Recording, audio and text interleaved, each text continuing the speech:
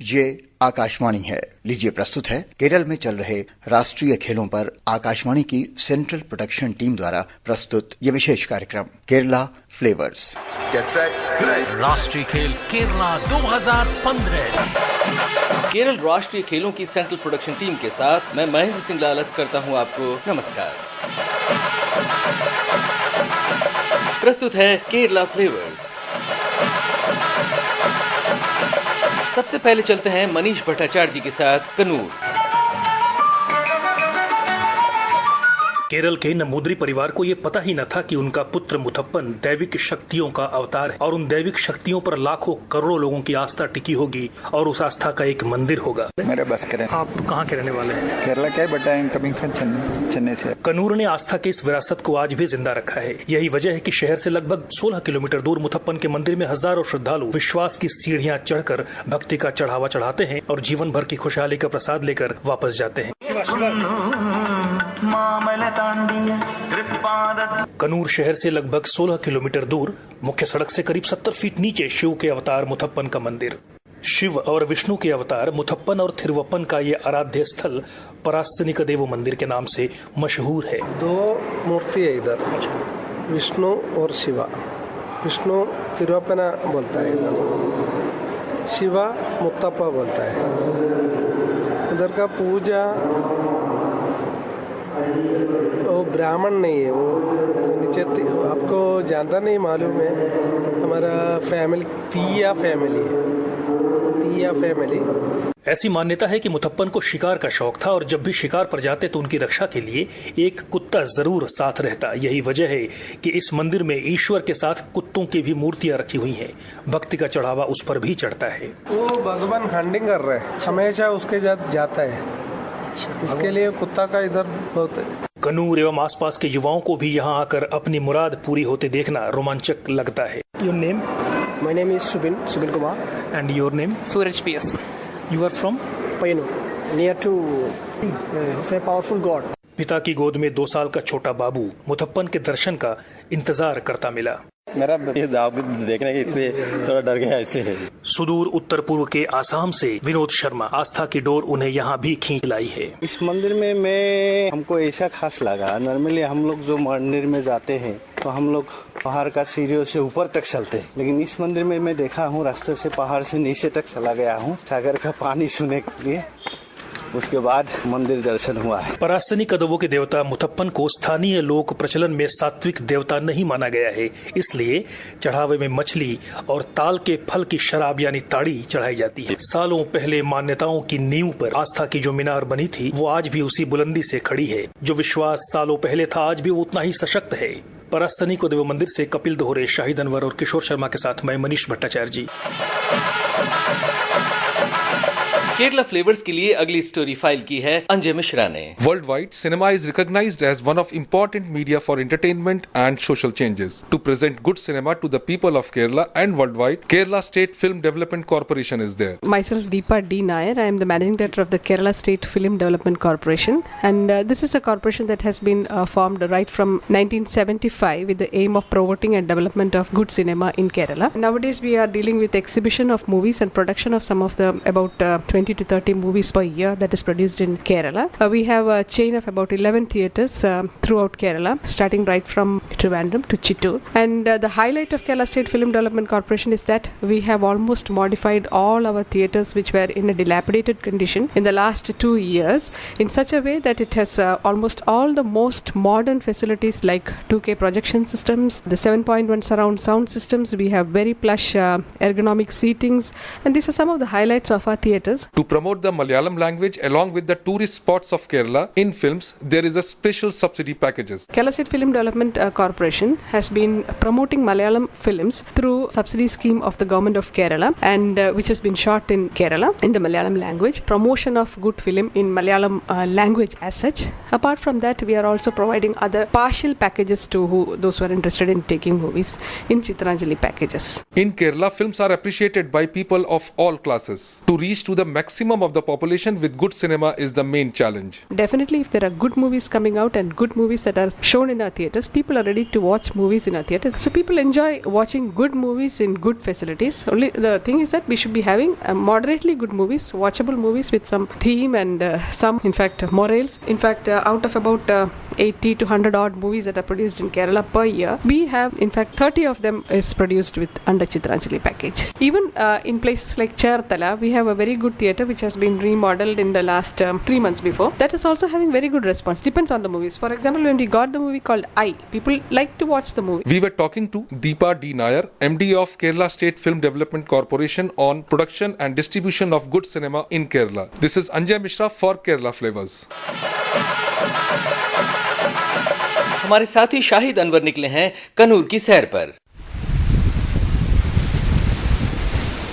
अरब सागर की लहरें बोलती हैं। ये साक्षी हैं सदियों पुराने इतिहास की। ऐतिहासिक किला सेंट एंजेलो फोर्ट की हरीट में अतीत की यादें बसी हैं। कन्नूर जिले के पश्चिमी छोर पर 3 हिस्सों में समुद्र से लगा 500 साल पुराना यह किला शहर से महज 3 किलोमीटर दूर है। सैन्य दृष्टिकोण से बेहद महत्वपूर्ण त्रिकोणीय आकार का ये फोर्ट एक एक कर 4 शासकों की मिल्कियत रहा। सन 1505 में पुर्तगाली viceroy Don Francisco de Almeida ने यहाँ के कोलाथ्री राजा की सहमति से इसका निर्माण किया। फिर सन 1663 तक इस पर पुर्तगाल का शासन रहा। कालांतर में डचों ने हमला कर इस पर कब्जा कर लिया और अपने अधीन रखा। इसके बाद सन 1772 में स्थानीय अरक्कल राजा को इसे बेच दिया। फिर 1790 में ब्रिटिश सेनाओं ने आक्रमण कर इस किले पर अधिकार जमाया। 1792 से 1947 तक इस किले पर अंग्रेजों का कब्जा रहा। अब ये देश की धरोहर है। आइए सेंट एंजेलो फोर्ट में प्रवेश करते हैं। बड़ा और ऊंचा सा दरवाजा है जिस पर लोहे की नोकीले कीलें लगी हैं, संभवतः हाथियों से बचने के लिए। हमारे साथ केरला पुलिस टूरिज्म के सुनील कुमार पीके हैं। ये बताते हैं। This is the first Portugal fort in India. Total 4 rulers. First one Portuguese, then Dutch, third one Arakkal Raja, fourth one British. Arakkal Raja is the first Muslim king in northern Kerala. Here 4 jails, 1 lighthouse, 2 barracks, 1 stables, 1 magazine, 1 commandant's house, 19 cannons, 2 mortars are here. प्रवेश द्वार से अंदर आते ही काफी बड़ा सा क्षेत्र नजर आता है। पुरानी इमारतें और ऊंचे ऊंचे पेड़। बाईं तरफ की सीढ़ियां ऊपर ले जाती हैं। यहाँ मपीला बे फिशिंग हार्बर के मनोरम दृश्य मोह लेते हैं। समुद्री पक्षियों का झुंड है। मछुआरे जाल फैलाकर मछलियाँ पकड़ रहे हैं, खासकर मप्पी और आइला मछलियाँ। इसके ऊपर लाइट हाउस है जो जहाजों को रास्ता दिखाने के काम आता था। डच राज्यपाल गॉडफ्रेड वेयरमैन की पहली पत्नी सुसाना से संबंधित स्मृति लेख है यहाँ पर। Buried here in 1745. On the time she has 17 years, 6 months, 16 days only. Below 18 years. On the time of death, she has 2 children. These letters are old Dutch language, Flemish language. Dark jail के बारे में सुनील बताते हैं। Whenever they picked any Indians, put here, whenever he kept inside, does not know day or night. यहाँ पर army barracks था जो सुर्खी से बना है। वास्तुकला ऐसी कि बाहर गर्मी हो तब भी अंदर ठंडक का एहसास। 1000 से ज्यादा सैनिक यहाँ रहा करते थे। बगल में घोड़ों के लिए अस्तबल है। काजू और बादाम के पेड़ भी हैं यहाँ। आगे वाटर जेल है। तब के कमांडेंट का घर अब आर्कियोलॉजिकल ऑफिस है। 2 wells are here nearby the sea. Fresh water is available, not salty water. This is water jail. Whenever they picked any Indians olden time and put a last jail, dark jail, after 2 or 3 weeks, just transferred to here, sea water come and drown. Kannur का Saint Angelo fort सालों भर खुला रहता है और कोई प्रवेश शुल्क नहीं। इसे देखे बिना कौन रह सकता है। कुश्ती के अंतर्राष्ट्रीय रेफरी बलबीर सिंह दिल्ली से आए हैं। बड़ा अच्छा है देखने में, समुद्र के साथ लगा हुआ है। पीपल इज गुड, सफाई के बारे में बहुत अच्छा है। विदेशी सैलानी भी यहाँ आने से खुद को रोक नहीं पाते। My name is Andreas Preganik. I got born in Germany and moved to Norway, work in Norway, and come with my woman to India to visit India. And now we are here in Kannur on the fort, and it's a fantastic place. It's a big fort. Yes, it is fantastic. My name is Birgit Hustad. I'm from Norway. Everything in India is a lifetime experience. Life time experience होता है यहाँ, क्योंकि ये जगह ही कुछ ऐसी है। इतिहास के पन्नों को पलटते, अतीत में झांकते सेंट एंजेलो फोर्ट कन्नूर से कपिल धोरे और किशोर शर्मा के साथ मैं शाहिद अनवर। ये है राष्ट्रीय खेलों के दौरान हमारी पेशकश केरला फ्लेवर्स। कार्यक्रम के बारे में अपनी राय हमें जरूर मेल करें। हमारा ईमेल एड्रेस है ng35air@gmail.com। एक बार फिर से दोहराते हैं, ng35air@gmail.com। केरल का राज्य पशु है हाथी, और हाथी केरल की संस्कृति का अभिन्न अंग भी है।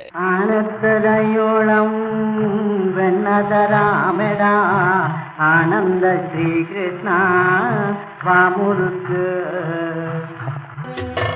അനക്കെടുപ്പത് പൊന്നുണ്ടേ ആയിരപ്പറ മുത്തുണ്ടേ അനക്കെടുപ്പത് പൊന്നുണ്ടേ।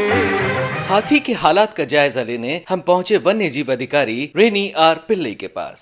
We are continuously monitoring the population of elephants, and as per the estimation last conducted, that was in 2012, the number is around 6,100. It's exactly 6,177, and the population is varying, but it's steadily increasing in a marginal way. And another management issue in Kerala is the management of captive elephants.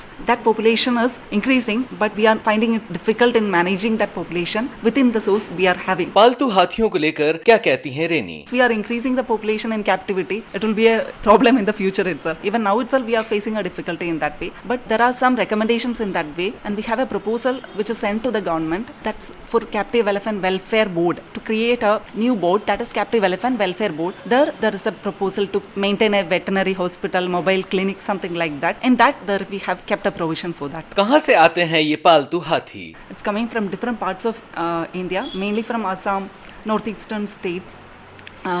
We have a system to ensure that it is brought in legal ways only, but we are also aware that at times the system may not be in total function, but still we are within the limits, within the resources we have, within the staff strength.